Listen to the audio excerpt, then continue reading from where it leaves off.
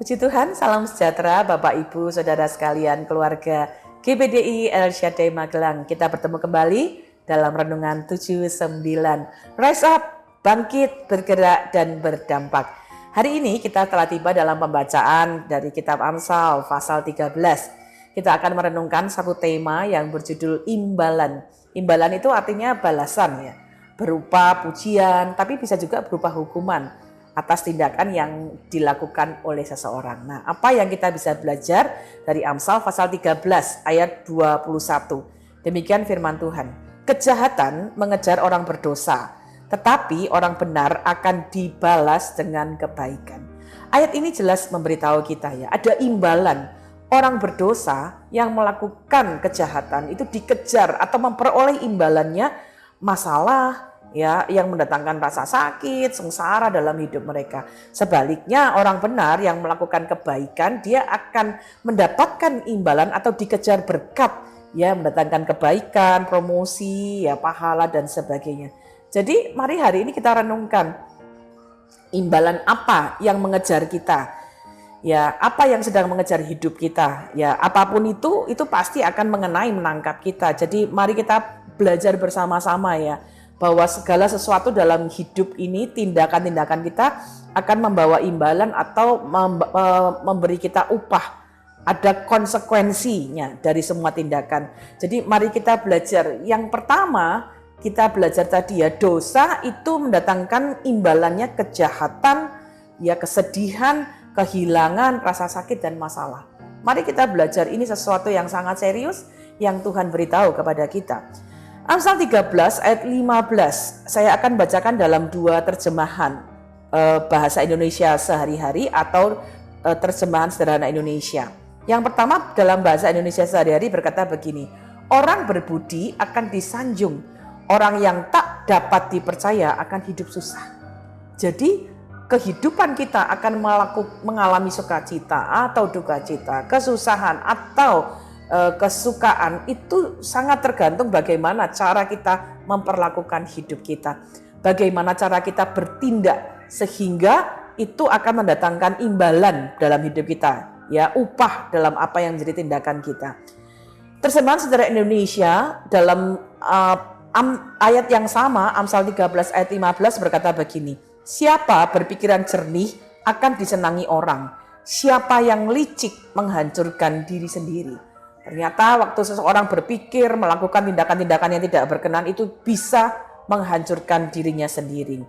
Amsal 22 ayat 5 dalam terjemahan sederhana Indonesia berkata demikian. Kehidupan orang-orang licik penuh hambatan dan bahaya yang mengancam. Jauhilah mereka agar hidupmu aman. Ini sangat jelas ya. Bagaimana orang-orang yang licik yang melakukan kejahatan, banyak hal-hal yang akan mengiringi hidup mereka. Imbalannya adalah justru hal-hal yang tidak menyenangkan. Bahkan kita dikatakan harus menjauhi mereka. Kenapa? Orang yang terus-menerus berbuat dosa itu adalah orang yang dikatakan firman Tuhan bodoh. Karena kadang-kadang mereka pikir bisa lolos ya dari imbalan, dari akibat-akibat. Namun kita harus menyadari Tuhan itu bukan saja mengawasi dari kejauhan ya, dari surga, tapi Dia bahkan mengutus, mengejar untuk memberikan imbalan kepada orang-orang yang melakukan kejahatan. Kita belajar ya, Alkitab mencatat banyak, Lot itu hidup kompromi dengan kejahatan selama dia ada di Sodom ya, melihat banyak hal ya, sehingga kejahatan itu menangkapnya, menghancurkan apa yang dia miliki, bahkan dia kehilangan istrinya ya, dan melakukan hubungan-hubungan yang tidak sehat dengan anak-anaknya. Yudas ya ingin mendapatkan uang dengan cepat ya, tetapi kejahatan itu melemparkan isi perutnya ke tanah karena dia bunuh diri. Ya, kejahatan itu mengejar dan menangkap orang-orang ini sehingga mereka mengalami kerugian. Ya, jadi kalau kita berulang kali hidup dalam kejahatan, kejahatan itu akan seperti menangkap kita, membuat kita mendapatkan imbalan kehancuran. Ya, karena bagi orang yang nggak patuh ya Tuhan akan tidak patuh atau bahkan menentangnya. Yunus itu mengira bahwa ke Tarsis itu akan aman, padahal itu sesuatu yang menolak Tuhan. Tapi badai ya, ikan yang besar mengejar dan menangkapnya, sehingga dia mengalami hal-hal yang tidak menyenangkan. Jadi mari kita belajar bersama menaruh suatu hal yang kita perlu renungkan. Jangan mengabaikan hal-hal yang harus kita lakukan. Kalau kita melakukan hal-hal yang tidak baik, kita akan memperoleh imbalannya. Jika kita tidak mau mendidik anak-anak kita dalam nasihat Tuhan, ya kita akan menghancurkan hidup anak-anak kita. Kalau kita nggak ajar mereka takut akan Tuhan, mereka akan melakukan hal-hal yang justru menyakiti Tuhan. Jika kita tidak memperhatikan pasangan-pasangan kita, ya kita akan menerima imbalannya, Tuhan tidak akan mendengarkan doa-doa kita. 1 Petrus 3 ayat 7 mencatat hal itu. Ketika kita bermain-main dengan hal-hal yang sifatnya pornografi atau nafsu secara seksual, itu akan berakibat memberikan kita imbalan, berakibat kematian atau kehancuran, rasa malu yang berkepanjangan. Itu tertulis dalam kitab Amsal. Jadi mari kita belajar berhati-hati dengan apa yang kita lakukan dalam hidup kita, karena segala sesuatu ada imbalannya. Orang yang berbuat dosa dalam kejahatan, ya imbalannya adalah kehancuran yang sangat mengerikan. Sebaliknya, kepatuhan ya akan mendatangkan berkat, kebaikan, sukacita, damai sejahtera ya yang berlimpah-limpah. Mari kita belajar. Firman Tuhan juga menaruh petunjuk yang baik dalam hidup kita. 1 Petrus 3 ayat 10 sampai 12 berkata begini. Siapa yang mau mencintai hidup dan mau melihat hari-hari baik, ia harus menjaga lidahnya terhadap yang jahat dan bibirnya terhadap ucapan-ucapan yang menipu. Ia harus menjauhi yang jahat dan melakukan yang baik. Ia harus mencari pendamaian dan berusaha mendapatkannya. Sebab mata Tuhan tertuju kepada orang-orang benar dan telinganya kepada permohonan mereka yang minta tolong. Tetapi wajah Tuhan menentang orang-orang yang berbuat jahat. Kita sekali lagi belajar. Ketika kita mau melakukan hal-hal yang baik, firman Allah berkata kita akan mendapat imbalan melihat hari-hari yang baik, ya melihat pertolongan Tuhan. Sama seperti Mazmur 18 ayat 26 mencatat demikian. Terhadap orang yang setia, engkau berlaku setia. Terhadap orang yang tidak bercela, engkau berlaku tidak bercela.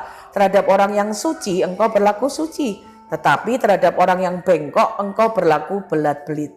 Jadi mari kita belajar.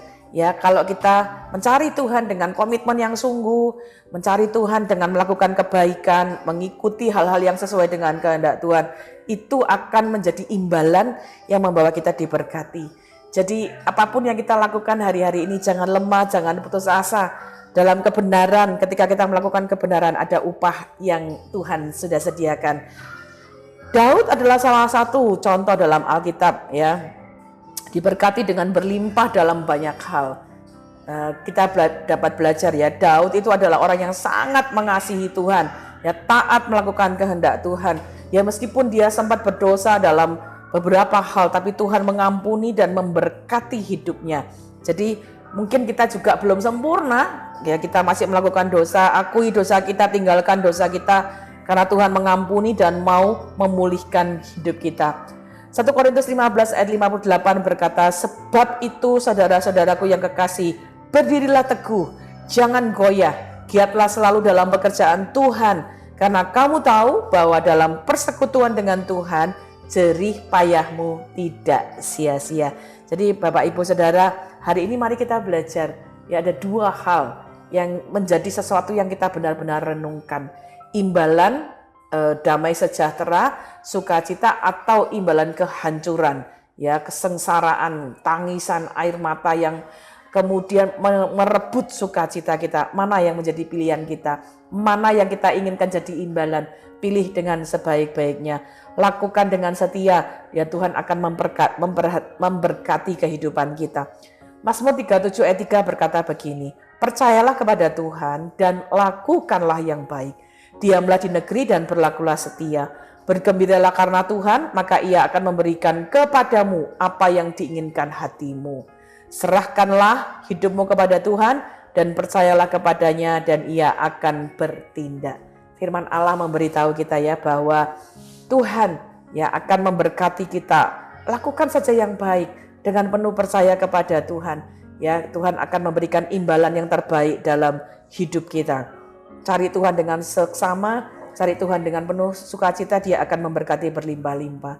2 Tawarik 16 ayat 9 berkata begini, Mata Tuhan menjelajah seluruh bumi untuk melimpahkan kekuatannya kepada mereka yang bersungguh hati terhadap Dia. Waktu kita melakukan segala sesuatu dengan kesungguhan hati, Tuhan melihat, Tuhan yang memberikan imbalannya, Tuhan yang akan memberkati. Karena kita sungguh-sungguh belajar, Yesus sendiri menjadi teladan. Yesus sudah mengasihi, melakukan kebenaran, Dia menanggung salib, mengabaikan kehinaan. Kenapa? Karena Dia melihat ada sukacita yang luar biasa bersama dengan Bapa. Jadi apapun yang kita sedang lakukan hari ini, mari kita belajar melakukan segala sesuatu dalam hidup kita supaya serupa dengan Kristus. Sama seperti Kristus sudah memilih yang baik, kita memilih yang baik. Sama seperti Yesus tindakannya menjadi berkat, biar tindakan kita juga jadi berkat. Ibrani 12 ayat 2 dalam bahasa Indonesia sehari-hari saya bacakan. Hendaklah pandangan kita tertuju kepada Yesus, sebab Dialah yang membangkitkan iman kita dan memeliharanya dari permulaan sampai akhir. Yesus tahan menderita di kayu salib. Ia tidak peduli bahwa mati di kayu salib itu adalah suatu hal yang memalukan. Ia hanya ingat akan kegembiraan yang akan dirasakannya kemudian. Sekarang ia duduk di sebelah kanan takhta Allah dan memerintah bersama dengan Dia. Kita bersyukur karena Tuhan sendiri memberikan teladan, memilih hal-hal yang baik dalam hidupnya, memilih memberi yang terbaik kepada umat yang dikasihinya.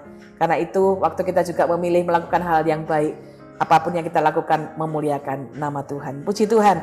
Terima kasih telah mengikuti Renungan 79. Kiranya dapat menjadi berkat kepada kita semua. Lakukan hal yang baik sehingga kita memperoleh imbalan hal-hal yang baik juga dalam kehidupan kita. Bagi Bapak Ibu Saudara yang ingin didoakan untuk pokok doa tertentu, menceritakan kesaksian, baik mujizat kesembuhan, pemulihan dari masalah keluarga dan lain-lain, mari salurkan melalui chat WhatsApp 0813 2742 0088. Tuhan Yesus memberkati.